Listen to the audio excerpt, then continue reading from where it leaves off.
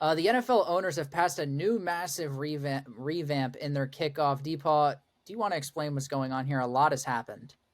Yeah, and so what it basically is if you've watched any of the spring football with the XFL or USFL, instead of having the players all at the kickoff line and sprinting down 30 or 40 yards before running into each other, everything has been pushed down towards the other end zone. So instead of there being 30 yards of run up and dead sprint into each other, it is basically a 5-yard buffer between the kickoff team and the kicking receiving team.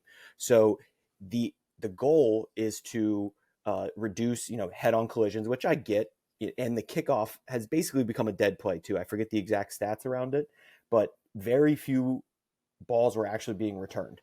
Everything was just getting kicked through the end zone. It wasn't really adding anything to the game.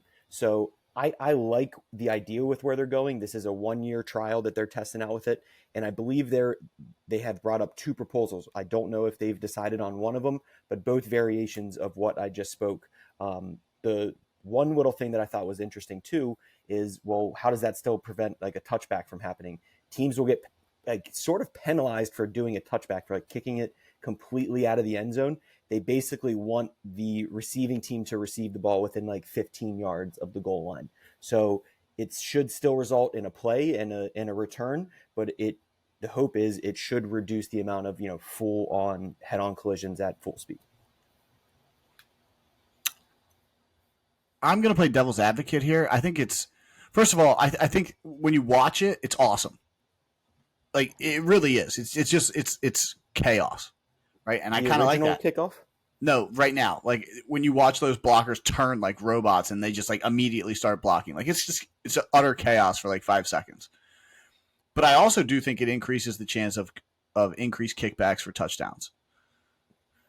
My issue with it is, so yeah, okay, we're eliminating the possibility of head-on collisions in a kickoff. Okay, got that. That's good for the sport. Nothing on punt returns, though. Correct. Right? Which I've seen multiple punt returners get absolutely fucking leveled because of a fair catch rule, didn't see it, may have saw it, didn't call it, whatever it is, get absolutely destroyed. No adjustments to the punt game, which, if memory serves me correctly, this year I saw more punts than returned kicks. So, a little gray area there for me. I think it's kind of stupid. I also disagree with you have to notify the officials and the other team of when you're doing an onside kick.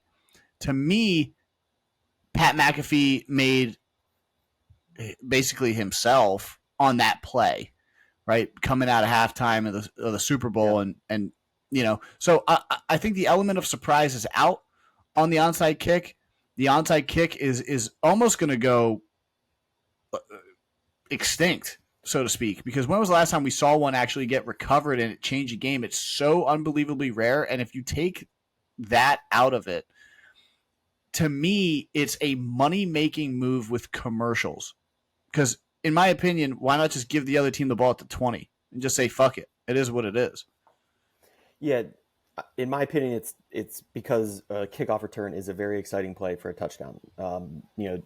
I think they want to see that. They want to see, even if it's not a full touchdown, breaking through a seam and having a 30-yard return, it's still pretty exciting because you're like, oh, is he going to make it? Like, it's still a very exciting play. I think on punt is because they're not running down with that full head of steam. You got a defender right in front of your face as soon as you break off the line of scrimmage. So even though they're sprinting down full speed, they're getting blocked the whole time. Do the returners themselves get decked? Yes, absolutely. They can get absolutely blown up. But, instead of it 10 guys going down and getting concussions, it could just be one person. You know what I mean? Like, you kind of got to play the odds a little bit, as sinister as that sounds. Yeah. No, I kind of understood what you were saying, and I knew you were kind of going to go down that path. I just, you know what I mean? Like,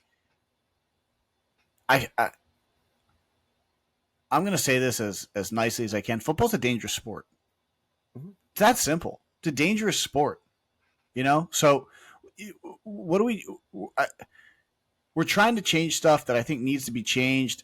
I do like the setup.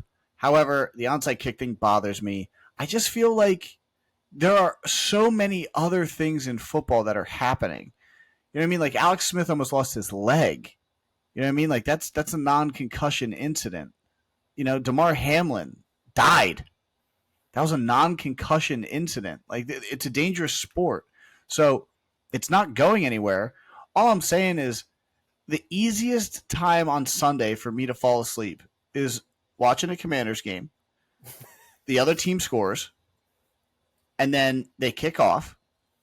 Or back up. The other team scores. It goes to a commercial. Comes back for the kickoff. That is booted 10 yards out of bounds of the end zone for a touchback, and it goes to another commercial. The percent chance that I fall asleep when they're down 21-0 during those two commercial breaks is extremely high. But they need those commercial breaks. It's a money-making business. They make a lot of money doing it. It's, we're getting away from what football used to be. And that includes like the Pro Bowl and all that stuff.